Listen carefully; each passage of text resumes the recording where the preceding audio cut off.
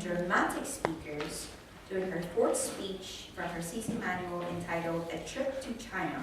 Put your hands together, please, for Toastmasters.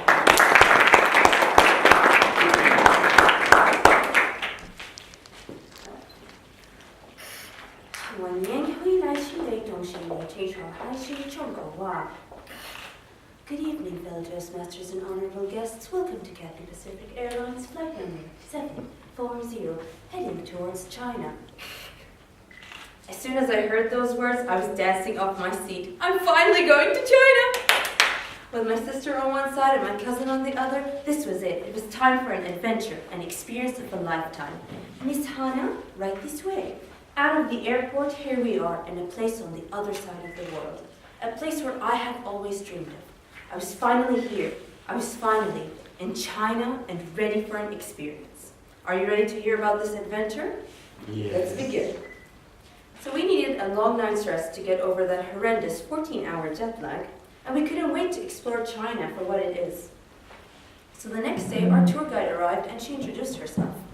Hello, my name is Huilin, and I will be your tour guide for your trip.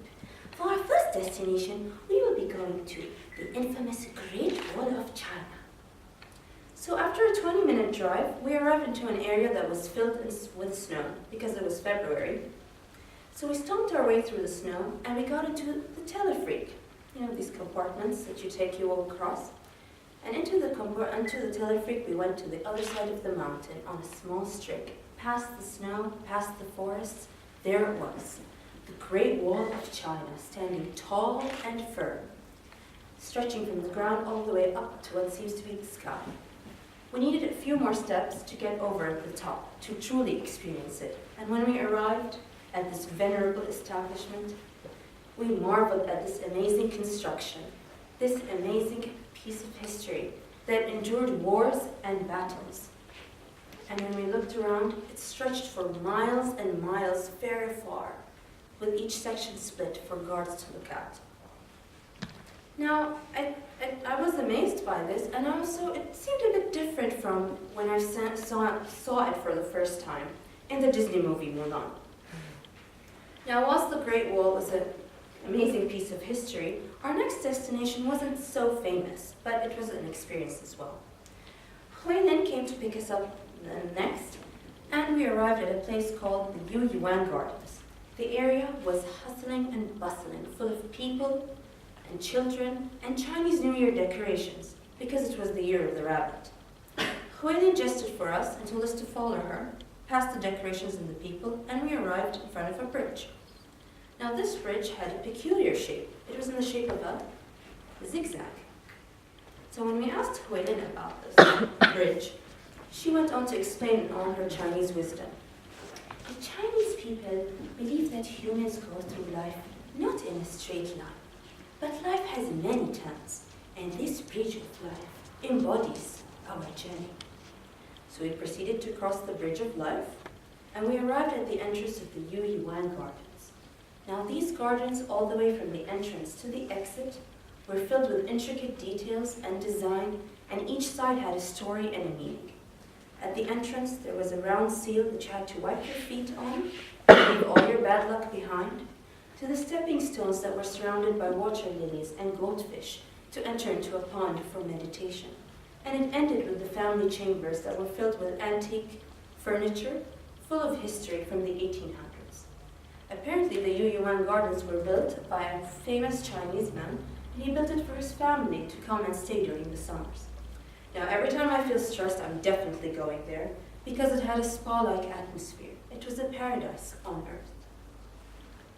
Now, since the Yu Yuan Gardens presented such an atmosphere, similar to a spa, our next destination gave us a feeling that was similar to a European city. Now, I'm sure you're all wondering which city it is, so keep in mind a couple of cities, and I'll get to it. We needed a 3-hour drive to arrive to that next destination, and it was a long drive. When we got there, we were in front of a town entrance, and the entrance was the shape of a Chinese door, a traditional door with those little wings, as I call them. We went in, and the place from the beginning was all small alleyways and shops, and each shop had the handyman and working on their handcrafts. I got some stamps, Chinese seal-shaped stamps from one place, and then I was looking at the other shop. Now the other shop had some strange creatures, like fried frogs with their legs, and some things that were wrapped in leaves. And Huilin looked at me, she realized that my confusion, she went on to explain. You see, the Chinese eat everything with 4 legs, except for table. Which made sense, and who am I to argue? We proceeded to follow her, and we arrived in front of an opening. There was a river and boats. Does it sound familiar now? This was Zhujiao. Zhujiao is China's own version of Italy's Venice. So we proceeded to enter into the boat, and the boatman took us under each one of the 8 bridges. And each bridge presented a different scenery. One would show you some modern-sized buildings, one showed you traditional Chinese houses, and one was a place which was filled with men playing mahjong all day. This was Zhujiao for us. And upon the exit, we decided to conclude our boat trip by buying some goldfish from the old ladies and releasing them into the river for good luck and good fortune. And for husbands, apparently. This was Zhujiao. But alas, to every great adventure there has to be an ending. From the infamous Great Wall of China, to the beautiful Yuyuan Gardens, to the Venetian Zhujiao.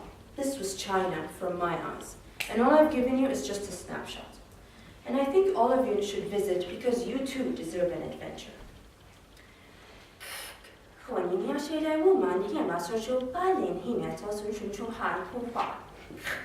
about to arrive and land in Bahrain. Thank you for flying Cathay Pacific Airways. We hope you fly with us again. Shisha. Back to you.